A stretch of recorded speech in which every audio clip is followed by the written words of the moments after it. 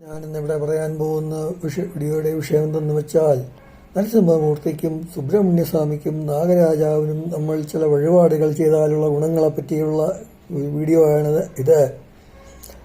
അതായത്, ശത്രുദോഷം മാറുവാൻ നരസിംഹമൂർത്തിക്ക് ചുവന്ന മാല ചാർത്തുക, ദൃഷ്ടിദോഷം മാറുവാൻ സുബ്രഹ്മണ്യസ്വാമിക്ക് നാരങ്ങാമാല ചാർത്തുക, സർപ്പദോഷം മാറുവാൻ നാഗരാജാവിന് മഞ്ഞൾപ്പൊടി അഭിഷേകം നടത്തുക, ആയില്യം തോറും നാഗരാജ ക്ഷേത്രത്തിൽ നൂറും പാലും നടത്തുക, അഭീഷ്ടസിദ്ധിക്കും നാഗപ്രതിക്കും ദോഷപരിഹാരത്തിനുമായി വെട്ടിക്കോട് നാഗരാജ ക്ഷേത്രത്തിൽ അഷ്ടനാഗപൂജയും അഭിഷേകവും നടത്തുന്നത് നല്ലതാണ്.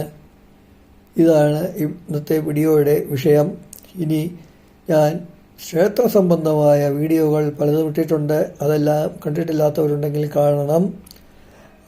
സബ്സ്ക്രൈബ്, ലൈക്ക്, കമൻറ്റ് എന്തെങ്കിലും ഉണ്ടെങ്കിൽ അതെല്ലാം ഇടണം. മഹാന്മാരുടെ വീഡിയോകളും ഇടയ്ക്കിടയ്ക്ക് ഇടുന്നുണ്ട്. അതെല്ലാവരും കാണണം.